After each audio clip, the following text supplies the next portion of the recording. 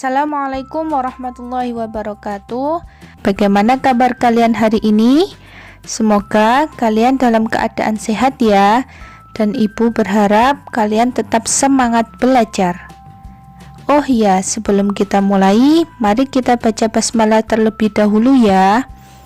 Bismillahirrahmanirrahim. Mari kita belajar tentang pertumbuhan dan perkembangbiakan tumbuhan. Oleh karena itu, mari kita lihat contoh pertumbuhan tumbuhan berikut ini.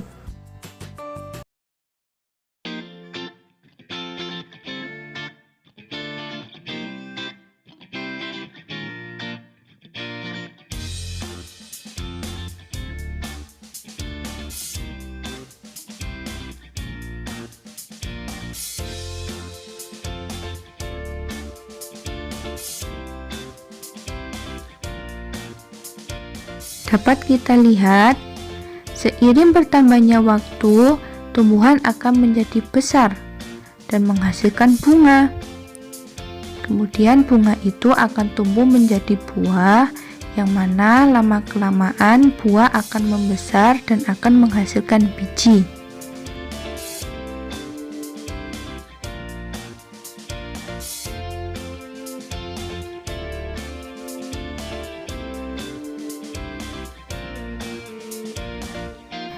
Nah, dari sinilah biji ini yang nantinya bisa digunakan untuk perkembangbiakan ya anak-anak.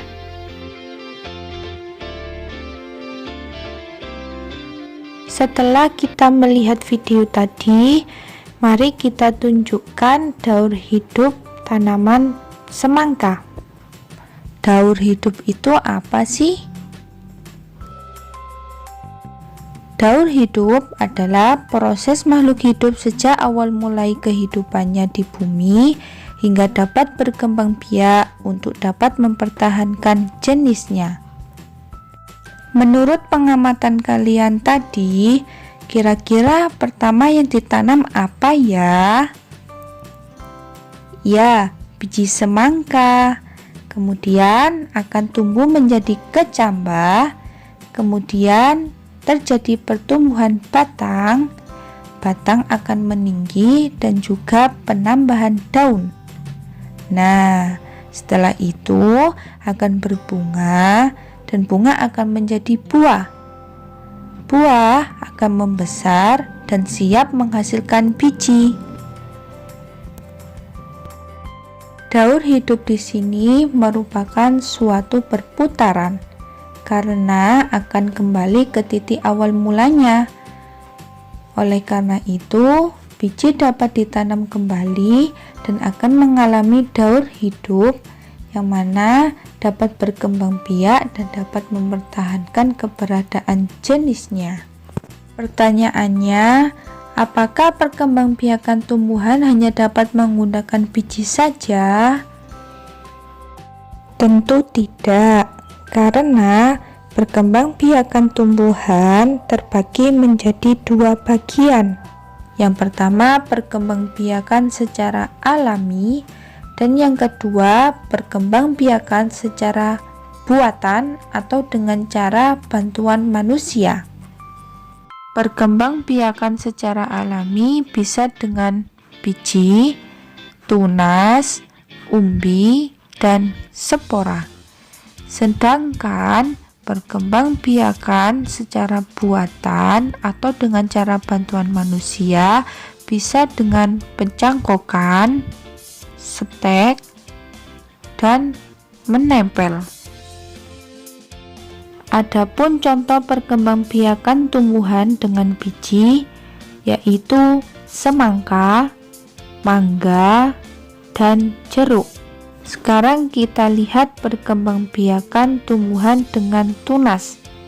Tunas itu apa sih? Apakah kalian tahu? Tunas itu adalah anakan yang tumbuh di dekat tumbuhan induknya. Selain itu, tunas juga ada yang tumbuh di daun induknya. Contoh tumbuhan yang hidup dengan tunas, yaitu tanaman cocor bebek, pohon pisang, dan pohon bambu. Selanjutnya, selain dengan biji dan tunas, tumbuhan juga bisa berkembang biak secara alami, yaitu dengan umbi. Di sini umbi terbagi menjadi 3, yaitu umbi batang, umbi akar, dan umbi lapis. Tumbuhan yang berkembang biak dengan umbi batang, yaitu ubi jalar dan kentang. Kemudian contoh dari umbi akar, yaitu singkong dan wortel. Selanjutnya, contoh dari umbi lapis, yaitu bawang merah, bawang putih, dan juga bunga lili. Baik, sekarang coba kalian lihat contoh umbi batang pada kentang dan ubi jalar.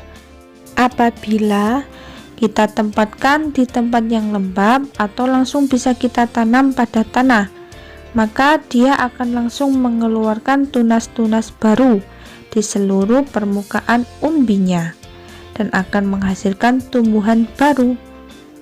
Sedangkan singkong dan wortel termasuk dalam umbi akar karena dia terjadi perubahan dari bentuk semula, yaitu akarnya yang mengembung sebagai tempat cadangan makanan, maka disebut dengan umbi akar.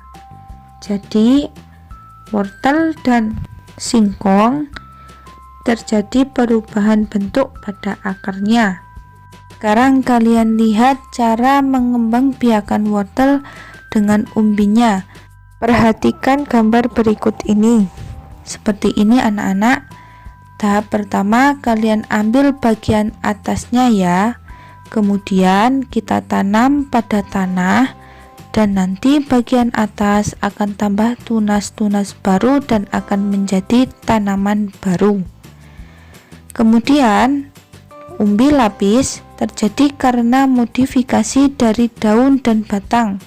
Jika kita lihat, bagian yang berlapis-lapis itu adalah daun yang menebal dan lunak dan juga berdaging. Nah, di bagian ini adalah cakram, yaitu modifikasi batang.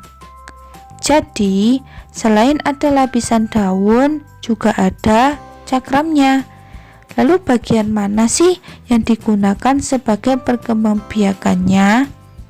Kita lihat bagian yang ini anak-anak. Disebut kuncup samping atau disebut tunas lateral yang nantinya akan berkembang membentuk anak umbi lapis.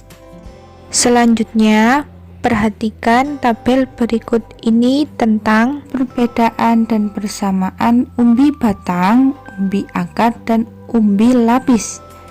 Perlu kalian ingat, perkembangbiakan secara alami tidak hanya menggunakan biji, tunas, dan umbi, tetapi kita juga bisa menggunakan spora.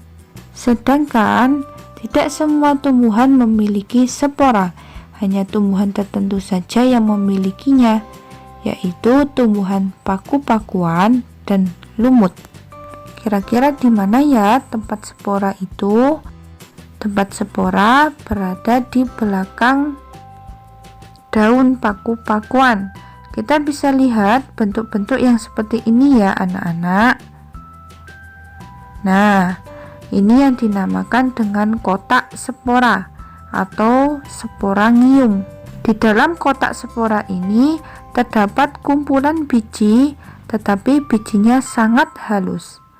Ketika kotak spora pecah, kumpulan spora akan diterbangkan oleh angin, maka spora akan tumbuh menjadi tumbuhan baru.